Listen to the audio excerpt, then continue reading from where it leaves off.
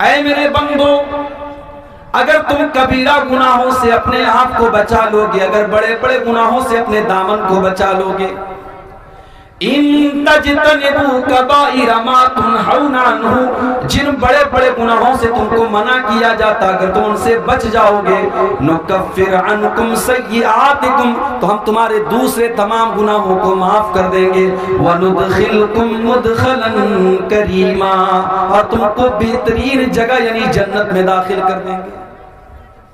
کبیرہ گناہوں سے اگر انسان اپنے دامن کو بچا لے، اللہ کا وعدہ ہے اللہ اس کو جنت میں داخل کرے گا، اس کے صغیرہ گناہوں کو معاف کرے گا۔ اور اگر کبیرہ گناہ بھی ہو گیا تو شریعت میں ایک آپشن ہے توبہ کا، انسان اللہ سے توبہ کر لے، اللہ سے معافی مانگ لے، اللہ کے سامنے آنسو بہا لے، اللہ کے سامنے شرمندہ ہو جائے، اللہ کے سامنے پسچاتاپ کر لے، آنسو بہا لے، اللہ کے سامنے رو لے، گر گڑا لے، اللہ معاف کر دے۔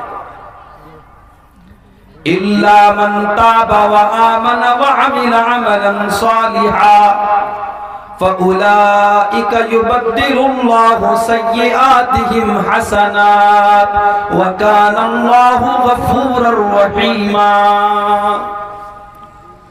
اگر تم توبہ کر لو اور ایمان والے بن جاؤ اور نیک عمل کرنے والے بن جاؤ تو اللہ کا وعدہ ہے اللہ تمہارے گناہوں کو بھی نیکیوں سے بدل ڈالے گا۔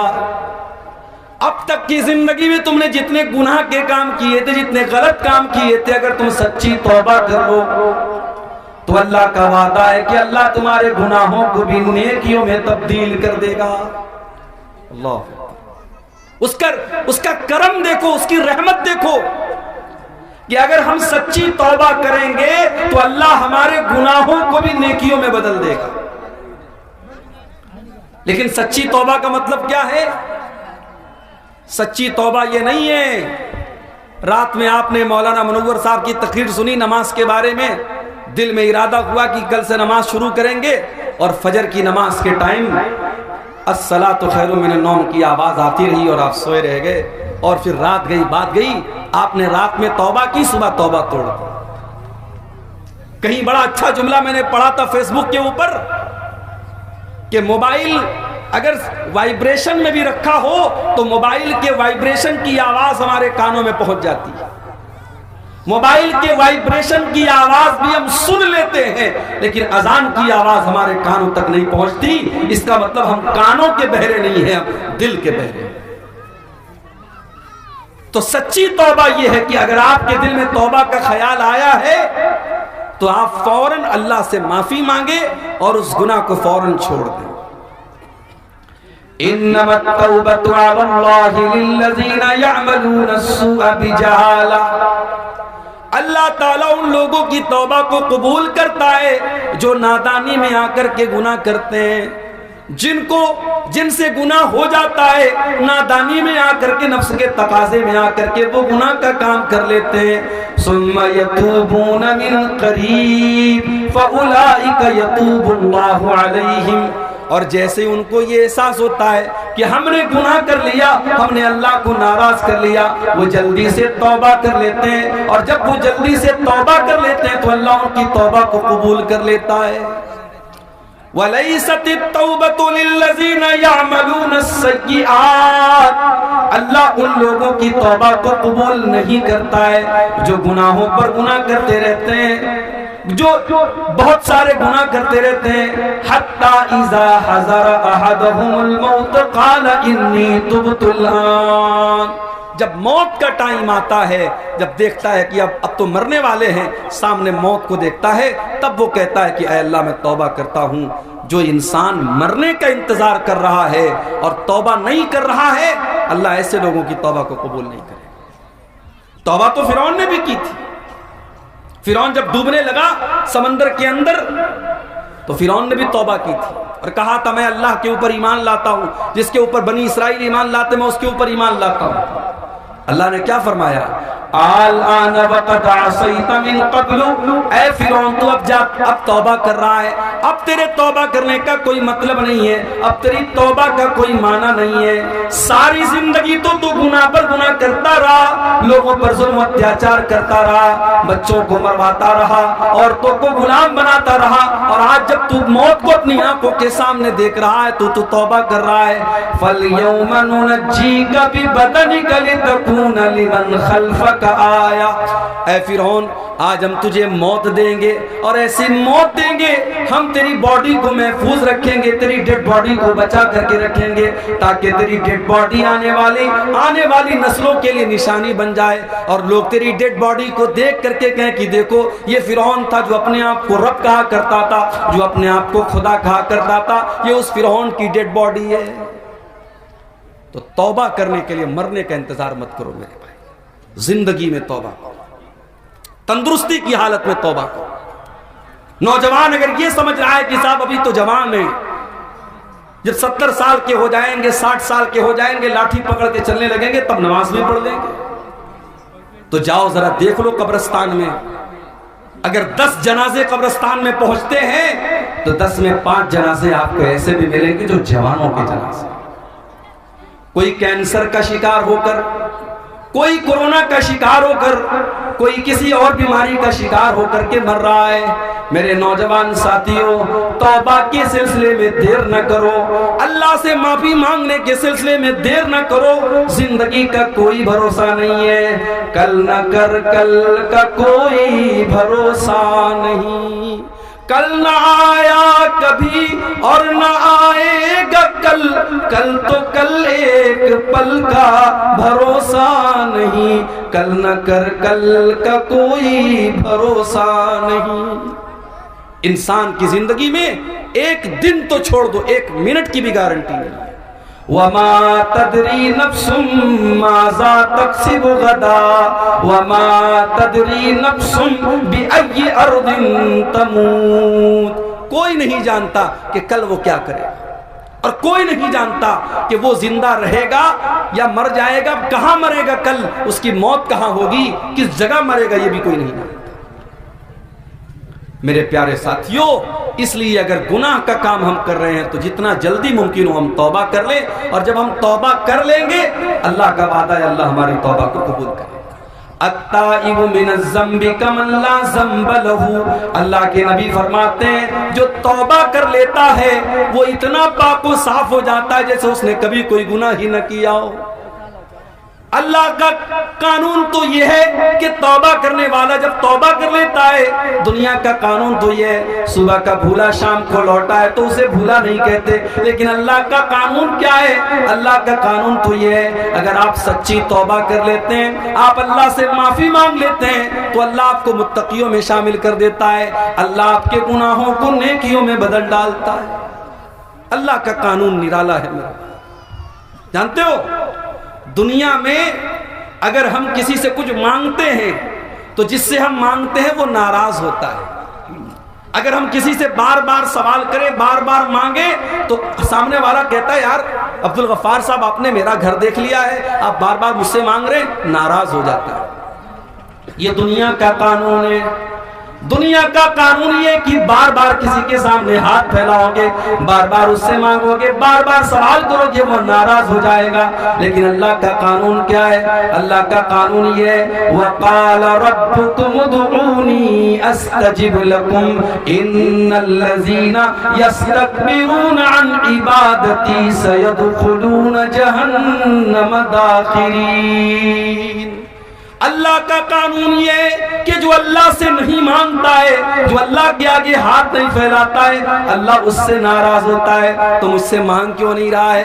میرے بندے تو میرا محتاج ہے۔ یا ایھا الناس انتم الفقراء الی اللہ، اے انسانوں تم سب کے سب میرے فقیر ہو، میرے محتاج ہو، تم میرے آگے ہاتھ کیوں نہیں پھیلاتے ہو؟ تم مجھ سے مانگتے کیوں نہیں ہو؟ اگر مجھ سے نہیں مانگو گے تو ہم تم سے ناراض ہو جائیں گے۔ جو اللہ سے نہیں مانگتے، جو تکبر کرتے, جو گھمنڈ کرتے ہیں, اللہ کہتا ہے وہ ذلیل ہو کر کے جہنم میں ڈالے جائیں گے. عربی کا ایک شاعر کہتا ہے اللہ یغضب حین یترک سؤالہ, جب اللہ سے نہ مانگا جائے تو اللہ ناراض ہو جاتا ہے. وبنی آدم حین یسأل یغضب, اور انسان سے جب مانگا جاتا ہے تو وہ ناراض ہوتا ہے. اللہ سے نہ مانگو تو اللہ ناراض ہوتا ہے, اور بندے سے مانگو تو بندہ ناراض ہوتا ہے. توبہ کرنے والا جب توبہ کرتا ہے تو اللہ اس کے گناہوں کو بھی نیکیوں میں بدل دیتا ہے. اللہ کے قانون بڑے نرالے ہیں میرے. ہم جب کسی نیکی کا ارادہ کرتے ہیں, رات میں عشاء کی نماز پڑھی, امام کے ساتھ 4 رکعت ہم نے عشاء کی نماز پڑھی, پھر 2 رکعت ہم نے سنت بھی پڑھ لی, پھر وتر کی نماز پڑھنے کے لیے کھڑے ہونے لگے. اچانک ذہن میں آیا کہ چلو آج تہجد کی نماز پڑھ لیتے ہیں. گھر آیا, بستر پہ سونے لگا, اپنے موبائل کے اوپر اس نے الارم بھی لگا دیا کہ 3 بجے میری نیند کھل جائے. 3 بجے کا الارم اس نے لگا دیا, 3 بجے اٹھ کر کے میں تہجد پڑھوں گا. اس نے موبائل پر الارم بھی لگا دیا, رات میں سو گیا. تھکا ہارا آیا تھا, بستر پہ لیٹا تو گہری نیند آ گئی, اور 3 بجے موبائل کا الارم بجتا چلا گیا. اس کی نیند نہیں کھلی یہاں تک کہ فجر کی اذان کا ٹائم ہو گیا. وہ تہجد کے ارادے سے سویا تھا, اس نے تہجد کی نماز نہیں پڑھی تھی, لیکن چونکہ وہ ارادہ کر کے سویا تھا. اللہ کے نبی فرماتے ہیں کہ جب بندہ کسی نیکی کا ارادہ کرتا ہے, اللہ فرماتا ہے اکتبوا لہ حسنۃ, میرا بندہ نیکی کا ارادہ کر چکا تھا اس لیے اس کے نام اعمال میں ایک نیکی لکھ دو. ایک نیکی صرف ارادہ کرنے پر ملتی ہے. اگر بندہ پکا ارادہ کر لے تو ایک نیکی تو اس کو ارادہ کرنے پر مل جاتی ہے, اور اگر بندہ وہ نیکی کر لے تو اللہ کے نبی فرماتے ہیں کہ اللہ فرماتا ہے اکتبوا لہ عشرۃ حسنات, میرے بندے کی 10 نیکیاں لکھ دو. ایک نیکی کا ثواب اللہ تعالیٰ 10 نیکی کے برابر دیتا ہے, اور نیکی کا صرف ارادہ کر لیا جائے تو ایک نیکی کا ثواب دے دیتا ہے. اس کے اپوزٹ چلے آؤ, بندہ کسی گناہ کا ارادہ کرتا ہے, اس نے شراب پینے کا ارادہ کیا, اس نے چوری کا ارادہ کیا, اس نے زنا کا ارادہ کیا, اس نے کسی غلط کام کرنے کا ارادہ کیا. اللہ فرشتوں سے کہتا ہے انظروا, فرشتوں نظر رکھو, فرشتوں میرے بندے کو واچ کرو. اگر میرا بندہ یہ گناہ کر لیتا ہے تو اس کے نام اعمال میں ایک گناہ لکھنا, 10 مت لکھنا. ہائے ہائے, اے اللہ تیرے قانون بھی نرالے ہیں. نیکی کرنے پر 10 نیکی کا ثواب دیا جا رہا ہے, لیکن گناہ کرنے پر ایک ہی گناہ لکھا جائے گا. اللہ فرماتا ہے میرے فرشتوں بھی رک جاؤ, جب تک میرا بندہ یہ گناہ نہ کر لے تب تک تم اس کے گناہ کو نہ لکھنا. بندہ اگر گناہ کر لیتا ہے, اللہ فرماتا ہے میرے بندے کا ایک گناہ لکھ دیا جائے. اور اگر بندہ گناہ نہیں کرتا ہے, اس نے ارادہ کیا تھا, پھر اس کے دل میں خیال آیا کہ نہیں شراب پینا حرام ہے, زنا کرنا بہت بڑے گناہ کا کام ہے, یہ غلط کام ہے, میں یہ غلط کام نہیں کروں گا. جب وہ گناہ کا ارادہ کرنے کے بعد جب اپنے ارادے سے پلٹ جاتا ہے, جب وہ گناہ کا کام نہیں کرتا ہے, تو اللہ فرشتوں سے کہتا ہے اکتبوا لہ حسنۃ, میرے بندے کے نام اعمال میں ایک نیکی لکھ دو. اے اللہ, اس نے تو گناہ کا ارادہ کیا تھا, اس نے تو غلط کام کرنے کا ارادہ کیا تھا, اور جب اپنے ارادے سے وہ باز آ گیا اور اس نے وہ گناہ کا کام نہیں کیا, تو اللہ فرماتا ہے اب اس کے نام اعمال میں ایک نیکی لکھ دو. فَإِنَّمَا تَرَكَهَا مِن جَرَّايَ, بندے نے میرے ڈر سے اس گناہ کو نہیں کیا ہے, بندے کے دل میں میرا ڈر تھا, میرا خوف تھا, اس لیے اس نے اس گناہ کو نہیں کیا ہے, اس لیے اس کے نام اعمال میں ایک نیکی لکھ دی جائے. یہ اللہ کا قانون ہے میرے بھائی. اس اللہ کی رحمت سے ہم کبھی مایوس نہ ہوں میرے بھائی. اس لیے قرآن میں بار بار اللہ فرماتا ہے لا تقنطوا من رحمت اللہ, اللہ کی رحمت سے کبھی مایوس نہ ہونا. حدیث قدسی کے الفاظ ہیں, اللہ کے نبی فرماتے کہ اللہ تعالیٰ کہتا ہے یا ابن آدم لو بلغت ذنوبک عنان السماء والارض, اے آدم کے بیٹے اگر تیرے گناہ اتنے زیادہ ہو جائیں, آسمان کے کناروں تک چلے جائیں اور زمین بھر کے تو گناہ کر کے آئے, ثم لقیتنی لا تشرک بی شیئا، پھر تو توبہ کر لے اور اللہ کے پاس توحید کے ساتھ جائے، اس حال میں جائے کہ تو اللہ کے ساتھ شرک نہیں کرتا تھا۔ اللہ فرماتا ہے اتیتک بقرابھا مغفرۃ، تو زمین بھر کے گناہ لے کے آیا تھا، میں زمین بھر کے بخشش تجھے دے دوں گا، میں زمین بھر کے مغفرت تجھے دے دوں گا۔ تو اللہ کی رحمت، اللہ سے ڈرنا بھی ہے ہم کو اور اللہ کی رحمت کی امید بھی لگانا ہے۔ ہمیں نراش نہیں ہونا ہے، ہمیں نا امید نہیں ہونا ہے، ہمیں مایوس نہیں ہونا ہے۔ اب آئیے ہم ذرا دیکھیں کہ وہ کون سے گناہ ہیں جن کو شریعت میں بڑے بڑے گناہ کہا گیا ہے۔ بہت لمبی تقریر نہیں کرنا ہے، موسم کا بھی لحاظ کرنا ہے، آپ حضرات کی تکلیف کا بھی لحاظ کرنا ہے۔ میں چند بڑے بڑے گناہ آپ کے سامنے گناؤں گا اور دعا کروں گا کہ اللہ تعالیٰ ان گناہوں سے ہم سب کی حفاظت فرمائے۔ بخاری اور مسلم کے الفاظ ہیں، اللہ کے نبی کے پاس ایک صحابی آئے، آ کر کے انہوں نے سوال کیا ایُّ الذنب اعظم عند اللہ، اے اللہ کے نبی، اللہ کے نزدیک سب سے بڑا گناہ کیا ہے؟ آپ نے فرمایا ان تجعل للہ ندا وہو خلقک، سب سے بڑا گناہ یہ ہے کہ تم اللہ کے ساتھ کسی کو شریک کرو، تم اللہ کے برابر کسی کو ٹھہرا دو۔ شرک کرنا دنیا کا سب سے بڑا گناہ ہے، اللہ کے برابر کسی کو قرار دینا یہ سب سے بڑا گناہ ہے، اور گناہ ہے، یہ سب سے بڑا گناہ ہے جو اللہ کے معاف نہیں ہوگا۔ اگر کوئی انسان شرک کر کے دنیا سے جائے گا، اگر بغیر توبہ کی اللہ کے جائے گا، اس کی بخشش نہیں ہو سکتی۔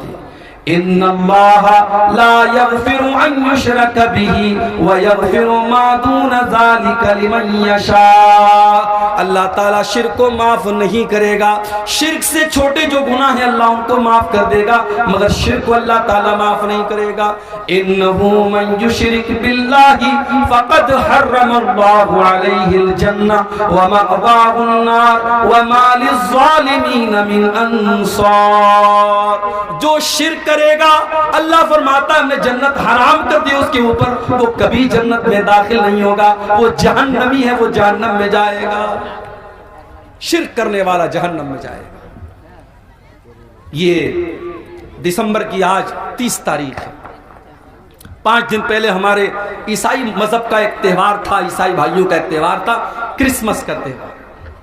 ہمارے کچھ مسلمان بھائیوں کو اس تہوار پر سدبھاونا اور بھائی چارہ دکھانے کا بڑا شوق چڑھ جاتا ہے، اور وہ سوشل میڈیا کے اوپر اور اپنے دوستوں کے، اپنے واٹس ایپ کے اسٹیٹس پر اور اپنے دوستوں کو میسج میں کیا لکھ کے بھیجتے ہیں؟ میری کرسمس۔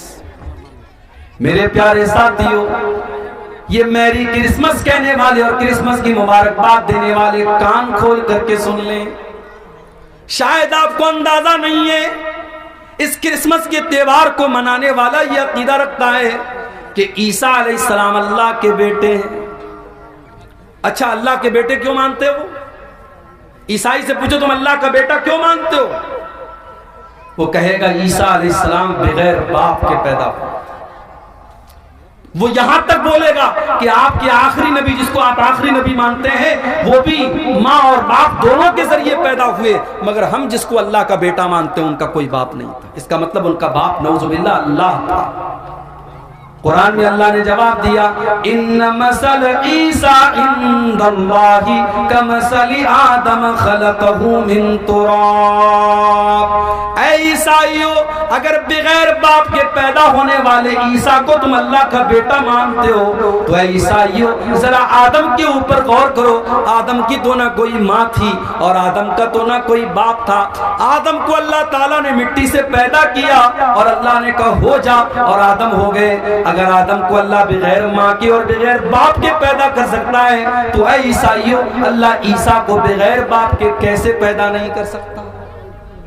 اور میری ماں اور بہنوں، کبھی موقع ملے تو قرآن کا 16واں پارہ اٹھا کے سورہ مریم کی تلاوت غور سے پڑھو۔ سورہ مریم کو یہ وہی آیتیں تھیں جو حبشہ کے دربار میں جب حضرت جعفر نے پڑھی تھی تو لوگوں کی آنکھوں میں آنسو آ گئے۔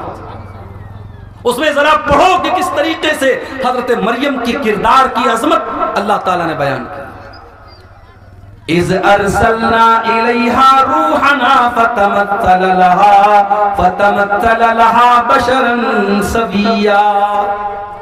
یاد کرو جب میں نے اپنے فرشتے کو مریم کے پاس بھیجا اور فرشتہ انسان کی شکل میں مریم کے پاس آیا. قالت، حضرت مریم نے کہا تو دور ہو جا مجھ سے، اگر تو اللہ سے ڈرنے والا ہے میرے قریب نہ آنا، تو دور ہو جا، تو کون ہے میں نہیں جانتی، میرے قریب نہ آنا، اگر تو اللہ سے ڈرنے والا ہے تو مجھ سے دور ہو جا. قال انما انا رسول ربک لاہب لک غلاما زکیا.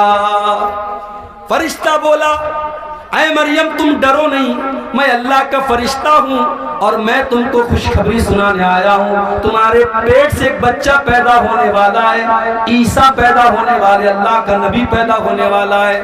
قالت انا یکون لی غلام ولم یمسسنی بشر ولم اک بغیا. حضرت مریم نے کہا مجھے بیٹا کیسے پیدا ہوگا، میرا تو نکاح بھی نہیں ہوا ہے اور آج تک مجھے کسی انسان نے ٹچ نہیں کیا ہے اور میں کوئی بچلن عورت بھی نہیں ہوں، مجھے بیٹا کہاں سے پیدا ہوگا، تم کیسی بات کر رہے ہو. قال كذلك قال ربك هو علي حي ولنجعله آية للناس ورحمة منا. فرشتے نے کہا اے مریم یہ اللہ کا آرڈر ہے، یہ اللہ کا آدیش ہے، یہ اللہ کا فرمان ہے، اللہ نے کہہ دیا ہے تجھے بیٹا ہونے والا ہے تو ہو جائے گا. اللہ کے لیے کچھ بھی مشکل نہیں ہے، کچھ بھی اللہ کے لیے مشکل نہیں ہے، اللہ کے لیے سب آسان ہے، تجھے بیٹا پیدا ہوگا، یہ اللہ کا فیصلہ ہو چکا ہے.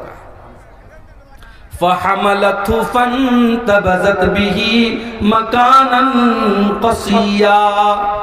حضرت مریم اللہ تعالیٰ کے حکم سے پریگننٹ ہو گئی، گربھوتی ہو گئی، ان کے پیٹ میں عیسیٰ علیہ السلام پلنے لگے. جب ان کو احساس ہوا کہ میں پیٹ سے ہو گئی تو وہ بیت المقدس سے کچھ دوری پر جا کر کے رہنے لگی، کچھ دوری پر جا کر کے وہ گزر بسر کرنے لگی. فَأَجَاءَهَا الْمَخَاضُ إِلَى جِذْعِ النَّخْلَةِ. بچے کی پیدائش کا ٹائم قریب آیا، لیبر پین کا ٹائم، جو درد زی جس کو بولتے ہیں، بچے کی پیدائش کا ٹائم قریب آیا. حضرت مریم ایک کھجور کے پیڑ کے پاس جا کر کے سہارا لیتی ہیں اور سوچنے لگتی ہیں کل یہ بچہ پیدا ہوگا، لوگ میرے کیریکٹر پر سوال اٹھائیں گے، لوگ میرے کردار پر سوال اٹھائیں گے. ایک عزت دار عورت کو اپنے کردار اور اپنی آبرو سے بڑھ کر کے کسی چیز کی چنتا نہیں ہوتی.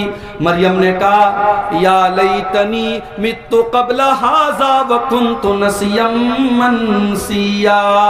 اے کاش میں مر گئی ہوتی، اے کاش مجھے کوئی جاننے والا نہ ہوتا، میں بھولی بسری ہو گئی ہوتی، مجھے کوئی یاد کرنے والا نہ ہوتا.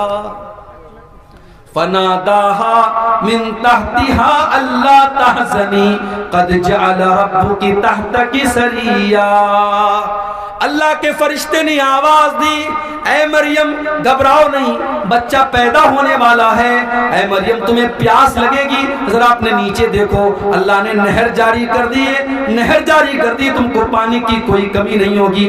وَهُزِّي إِلَيْكِ بِجِذْعِ النَّخْلَةِ تُسَاقِطُ عَلَيْكِ رُطَبًا جَنِيًّا. اور اے مریم اس پیڑ کو ذرا پکڑ کر کے ہلاؤ تو پکی ہوئی کھجوریں تم پر گرے گی، کھجور کھاؤ اور پانی پیو اور اللہ کا شکر ادا کرو.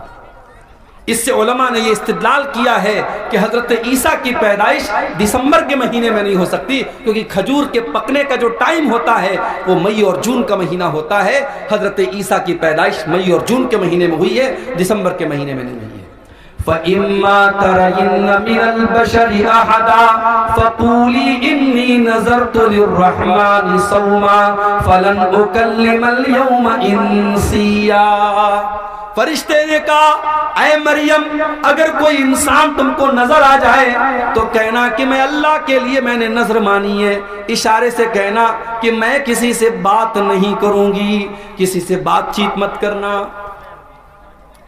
عیسیٰ پیدا ہو گئے، حضرت مریم نے اپنے بچے کو گود میں لیا. فَأَتَتْ بِهِ قَوْمَهَا تَحْمِلُهُ قَالُوا يَا مَرْيَمُ لَقَدْ جِئْتِ شَيْئًا فَرِيًّا. حضرت مریم اپنے دودھ پیتے بچے کو اپنی گود میں لیتی ہیں اور اپنی قوم کے سامنے آتی ہیں. قوم کے لوگ دیکھتے ہیں کہ کنواری مریم کی گود میں بچہ کہاں سے آ گیا. کہا اے مریم تو کنواری تھی, تیری تو شادی بھی نہ ہوئی تھی, یہ بچہ تو کہاں سے لے کے آ گئی؟ اے مریم تو نے بہت بڑا پاپ کیا ہے. یا اخت ہارون ما کان ابوک امرأ سوء وما کانت امک بغیا. اے مریم تو ہارون کی بہن ہے. حضرت مریم کے کوئی بھائی تھے, ان کا نام ہارون تھا. اے مریم تو ہارون کی بہن ہے, تیرا باپ بھی نیک انسان ہے, تیری ماں بھی نیک عورت ہے, تیری ماں بھی بدچلن نہیں ہے. اے مریم تو بدچلن کیسے ہو گئی؟ پتہ یہ چلا یہ 3 رشتے بڑے خاص ہوتے ہیں. لڑکیاں اگر بگڑتی ہیں تو ان 3 رشتوں کا بہت بڑا رول ہوتا ہے. جس گھر کے لڑکے بگڑ جائیں, جس گھر کی مائیں بگڑ جائیں, اور جس گھر کا باپ بگڑ جائے, اس گھر کی لڑکیوں کو بگڑنے میں دیر نہیں لگے گی. اگر لڑکی کا بھائی صحیح ہے, اگر لڑکی کا باپ صحیح ہے, اور اگر لڑکی کی ماں صحیح ہے, تو لڑکیوں کے بگڑنے کے چانس بہت کم ہے. لیکن بھائی گڑبڑ ہے, ماں گڑبڑ ہے, اور باپ گڑبڑ ہے, تو لڑکیوں کے بگڑنے کے چانس بہت زیادہ ہیں. لوگوں نے کہا ہے مریم تو ہارون جیسے نیک انسان کی بہن ہے, تیرا باپ بھی نیک انسان ہے, تیری ماں بھی شریف عورت ہے, تو نے یہ غلط کام کیسے کر دیا؟ فَأَشَارَتْ إِلَيْهِ. حضرت مریم نے اپنے بچے کی طرف اشارہ کیا. قَالُوا كَيْفَ نُكَلِّمُ مَنْ كَانَ فِي الْمَهْدِ صَبِيًّا. قوم کے لوگوں نے کہا ہے مریم اس دودھ پیتے بچے سے ہم کیا بات کریں, یہ کیا بولے گا, تو کیوں نہیں بتاتی ہے کس کا بچہ ہے؟ قال انی عبد اللہ آتانی الکتاب وجعلنی نبیا وجعلنی مبارکا اینما کنت واوصانی بالصلاة والزکاة ما دمت حیا. اللہ کی قدرت دیکھو کہ حضرت عیسیٰ ابھی دودھ پیتے بچے ہیں, ماں کی گود سے بول پڑے, اپنی قوم کو جواب دیا. ماں کے کردار پر لوگوں نے الزام لگایا, اللہ نے اس دودھ پیتے بچے کو اپنی ماں کے ڈیفینس میں کھڑا کر دیا. جو عورت اپنی شرمگاہ کی حفاظت کرے گی, اپنی آبرو کی حفاظت کرے گی, اللہ اس کے دامن پہ کبھی داغ لگنے نہیں دے گا. اللہ جب ضرورت پڑے گی اس کی بے گناہی کو بیان کر دے گا. مریم کی بے گناہی کو بیان کرنے کے لیے اللہ نے دودھ پیتے بچے کو اپنی ماں کی گود میں حضرت مریم کو اللہ تعالیٰ نے, حضرت عیسیٰ کو اللہ تعالیٰ نے زبان دے دی, اور وہ بچہ اپنی ماں کی گود سے کیا بولا؟ پہلا جملہ کیا بولا؟ انی عبداللہ, میں اللہ کا بندہ ہوں. عیسیٰ نے یہ نہیں کہا I am son of God, انہوں نے کہا I am slave of اللہ, میں اللہ کا بندہ ہوں. کتنے بڑے افسوس کی بات ہے. عیسائی کہتے ہم عیسیٰ کو مانتے ہیں, ان کے چرچ کے باہر عیسیٰ مسیح کا فوٹو لگا ہے, ان کے چرچ کے باہر عیسیٰ علیہ السلام کے اقوال لکھے ہوتے ہیں. مگر عیسائی قوم دنیا کی وہ قوم ہے میرے بھائی جس نبی سے اتنی محبت کا دعویٰ کرتی ہے.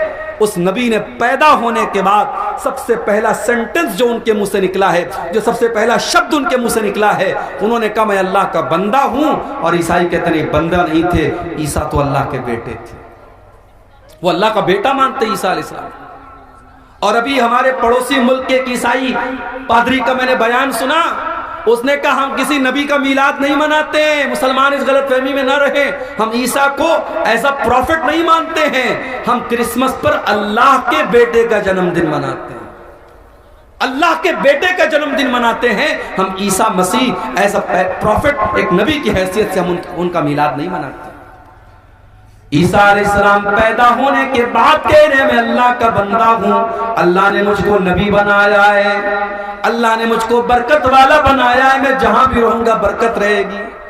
اور اللہ نے مجھ کو نماز کا حکم دیا ہے, مجھ کو زکوٰۃ کا حکم دیا ہے, جب تک میں زندہ رہوں گا میں نماز پڑھتا رہوں گا, میں زکوٰۃ دیتا رہوں گا. وَبَرًّا بِوَالِدَتِي, اور اللہ نے مجھے اپنی ماں کے ساتھ اچھا سلوک کرنے کا حکم دیا ہے. وَلَمْ يَجْعَلْنِي جَبَّارًا شَقِيًّا, اللہ نے مجھے بدبخت نہیں بنایا, اللہ نے مجھے سرکش نہیں بنایا, میں اللہ کا نیک بندہ ہوں, اللہ نے مجھے نبی بنایا ہے. یہ عیسیٰ ابن مریم کا کا واقعہ ہے، قرآن کے 16ویں پارے کے اندر موجود ہے۔ لیکن آج عیسائی مذہب کے ماننے والے جب کرسمس کا تہوار مناتے ہیں تو دنیا کو یہ بتاتے ہیں کہ ہم اللہ کا بیٹا، اللہ کے بیٹے کی ہم پیدائش کی خوشی مناتے ہیں۔ اور ہمارا مسلمان نوجوان اور کالج میں پڑھنے والی ہماری مسلمان لڑکیاں وہ اپنی سہیلیوں کو اور اپنے دوستوں کو فیس بک کے اوپر اور سوشل میڈیا پر میری کرسمس لکھ کے بھیجتی ہیں، میری کرسمس لکھ کے بھیجتی ہیں، کرسمس کی مبارکباد دیتی ہیں۔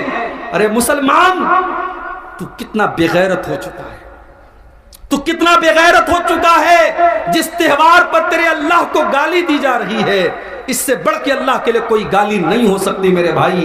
اگر اللہ کا بیٹا کسی کو قرار دیا جا رہا ہے، یہ اللہ کو گالی دی جا رہی ہے۔ اور اللہ تعالیٰ خود کہتا ہے، جب آدم کا بیٹا کہتا ہے کہ میں نے کسی کو اپنا بیٹا بنا لیا، تو آدم کا بیٹا مجھے تکلیف پہنچاتا ہے، انسان مجھے تکلیف پہنچاتا ہے۔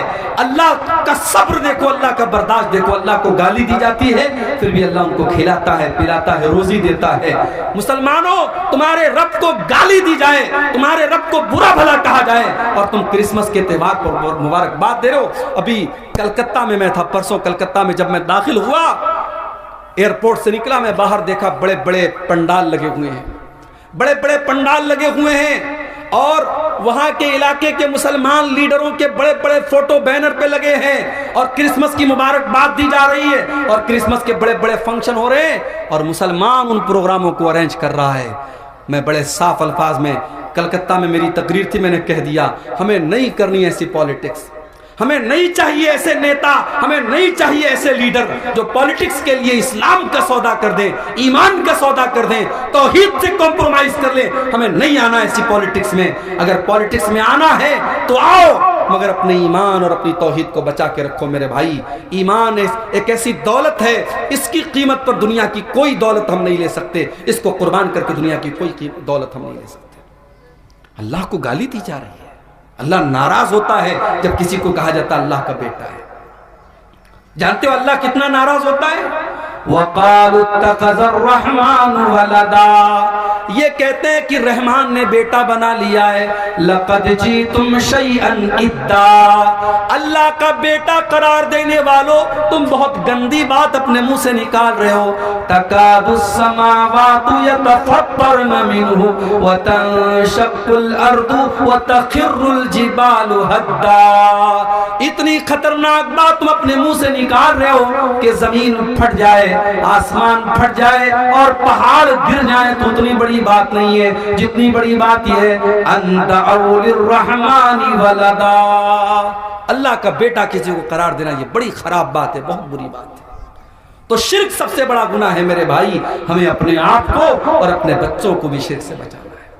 میری مائیں بہنیں جو بیٹھی ہیں وہ بھی سن لیں، بچوں کا عقیدہ بچانا آپ کی ذمہ داری ہے۔ بچے کو نظر لگ گئی، آپ ٹیکا لگاتی ہے، ٹیکا کیوں لگاتی ہیں آپ؟ پوچھئے، آپ جامعۃ الامام بخاری آپ کے قریب میں ہے، پوچھئے وہاں کے شیخ الحدیث آئے ہیں، وہاں کے علماء اور وہاں کے ٹیچرز آئے ہیں، ان سے پوچھئے آپ یہ بچوں کو نظر کا جو ٹیکا لگایا جاتا کہ یہ جائز ہے؟ یہ جائز نہیں ہے۔ بچہ بیمار ہو گیا، کسی نے آپ سے کہا دھاگا پہنا، تو دھاگا پہنا دیا آپ نے، تعویذ پہنا دیا آپ نے، یہ بھی شرک ہے میری ماں میں، یہ بھی شرک ہے۔ اور اللہ کے نبی کی حدیث ہے من علق تمیمۃ فقد اشرک، جس نے تعویذ پہنا، جس نے تعویذ لٹکایا اس نے شرک کیا۔ اگر اپنے بچوں کو آپ تعویذ پہنا رہے ہیں، پڑھتے رہو، رفع الیدین کر کے نماز پڑھتے رہو، سینے پر ہاتھ مارتے رہو اور آمین زور سے بولتے رہو، مگر تم اہل حدیث نہیں ہو سکتے، تم سلفی نہیں ہو سکتے جب تک تمہارا عقیدہ درست نہیں ہے، تمہاری توحید صحیح نہیں ہے۔ اپنی توحید کی حفاظت کرو میرے بھائی، اپنے بچوں کی توحید کی حفاظت کرو۔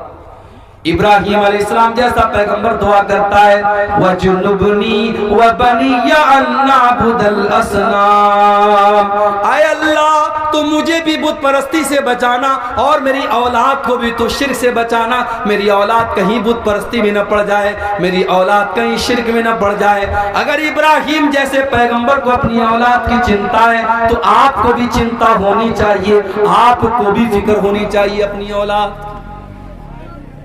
اور آگے بڑھیے، نبی اکرم سے پوچھا گیا سب سے بڑا گناہ کیا ہے؟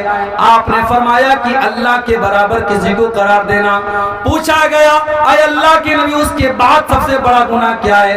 آپ نے فرمایا ان تقتل ولدک خشیۃ ان یطعم معک، اپنی اولاد کو قتل کر دو اس ڈر سے کہ وہ تمہارے ساتھ کھائے گی۔ آج کل نعرہ لگتا ہم دو ہمارے دو، تیسرا آ جائے گا تو کھلائیں گے کہاں سے؟ تو کھلاتا ہے کیا؟ تیری اوقات ہے؟ تیری اوقات ہے تو کھلائے گا؟ نہیں۔ اگر یہ سمجھتے ہو کہ تم اپنے بچوں کو کھلا رہے ہو، اس غلط فہمی کو دور کر لو میرے بھائی۔ وَلَا تَقْتُلُوا أَوْلَادَكُمْ خَشْيَةَ إِمْلَاقٍ، اپنی اولاد کو قتل نہ کرنا، کبھی اپنی اولاد کو یہ سوچ کر کے قتل نہ کرنا کہ ہم ان کو کہاں سے کھلائیں گے۔ نحن نرزقهم وإياكم، ان کو بھی روزی ہم دیتے ہیں اور تم کو بھی روزی ہم دیتے ہیں۔ اولاد کی روزی اولاد لے کے آتی ہے میرے بھائی۔ کبھی غور کرنا، شادی کے پہلے آپ کتنا کماتے تھے اور شادی کے بعد پھر آپ کتنا کمانے لگے، اور جب بچہ پیدا ہوا، اگر ایمانداری سے بات کرو، بچہ پیدا ہونے کے بعد اللہ تعالیٰ اور روزی میں برکت دیتا ہے، کیونکہ بچہ جب پیدا ہوا اپنا مقدر وہ لے کے آیا۔ دوسرا بچہ پیدا ہوا، اپنا مقدر لے کے آیا۔ بچے اپنی روزی اپنا مقدر لے کے آتے ہیں۔ یہ کبھی مت سمجھنا میرے بھائیوں کہ اپنے بچوں کو تم کھلا رہے ہو۔ اور اگر ہاں بیٹی پیدا ہوئی آپ کے گھر میں، میرے گھر میں جب تیسری بیٹی پیدا ہوئی، ہمارے مدرسے میں ایک LIC والا آیا، اس کو کسی نے بتا دیا مولانا صاحب کی بیٹی پیدا ہوئی ہے۔ اس نے کہا مولانا صاحب بیٹی پیدا ہوئی؟ میں نے کہا ہاں۔ وہ مجھ کو سمجھانے لگا آپ کی بیٹی ابھی بڑی ہوگی، شادی کرنا پڑے گا، بہت خرچہ آئے گا، اس کو پڑھانا ہوگا، یہ کرنا ہوگا، آپ یہ پالیسی لے لیجئے 18 سال، ابھی آپ دھیرے دھیرے پیسہ جمع کریں گے، 18 سال بعد آپ کو اتنا پیسہ ملے گا، جب آپ کی بیٹی جوان ہوگی آپ کے پاس شادی کے لیے پیسہ ہو جائے گا۔ یعنی آج بیٹی پیدا ہوتی نہیں ہے کہ لوگوں کے ماتھے پر چنتا کی لکیریں آنے لگتی ہیں، لوگ پلان بنانے لگتے ہیں 18 سال بعد۔ وجہ کیا ہے میرے بھائیوں؟ آج بیٹیوں کو بوجھ بنا دیا گیا ہے۔ آج بیٹی اگر پیدا ہو جائے تو ماں باپ کا چہرہ بھی اداس ہو جاتا ہے کہ تو بہت بڑی ذمہ داری میرے گھر میں آ گئی۔ بیٹا ہوتا تو کما کے لاتا، یہ تو بیٹی آ گئی، اب تو اس کی شادی بھی کرنا ہوگا، اس کو پڑھانا بھی ہوگا، اس کے اوپر خرچ کرنا ہوگا، اور شادی کے موقع پہ لمبا چوڑا جہیز بھی دینا پڑے گا۔ میرے بھائیوں، ہم نے اپنے رسم و رواج کی وجہ سے اور اپنے جھوٹے رسم و رواج کی وجہ سے ہم نے بیٹیوں کو بوجھ بنا دیا ہے۔ معاف کرنا، بیٹی بوجھ نہیں ہے، بیٹی لعنت نہیں ہے، بیٹی تو رحمت ہوتی ہے، بیٹی تو جنت کا ٹکٹ لے کر کے آتی ہے۔ اللہ کے نبی فرماتے ہیں من آل جاریتین حتی تبلغا جاء یوم القیامت انا وہو کہاتین۔ آپ نے اپنی دونوں انگلیوں سے اشارہ کر کے فرمایا کہ 2 بیٹیوں کو جس نے پالا اور 2 بیٹیوں کی جس نے صحیح طریقے سے پرورش کی، وہ جنت میں اپنے نبی کے ساتھ رہے گا، وہ قیامت کے دن اس طریقے سے نبی کے ساتھ آئے گا جیسے یہ دونوں انگلیاں ایک دوسرے کے ساتھ آتی ہیں۔ مگر آج 2024 شروع ہونے والا ہے، ایک دن کے بعد 2024 شروع ہو جائے گا۔ ہمارا بھارت چاند پر پہنچ چکا ہے، چندریان ہمارا بھارت کا چاند پر پہنچ چکا ہے، مگر آج بھی ہر سال ہمارے بھارت میں ہزاروں کی تعداد میں بیٹیاں اپنی ماں کے پیٹ میں مار دی جاتی ہیں۔ ایبارشن کرایا جاتا ہے، ان بیٹیوں کو ماں کے پیٹ میں مار دیا جاتا ہے۔ 1400 سال پہلے عرب کے اندر ایسے بھی قبیلے تھے، بیٹی پیدا ہوتی تھی اس کو لے جا کر کے زندہ زمین میں گاڑ دیتے تھے۔ مگر آج کا انسان اتنا بے رحم ہو چکا ہے، اس بیٹی کو پیدا ہونے بھی نہیں دیتا ہے، ماں کے پیٹ میں اس کو ختم کر دیتا ہے۔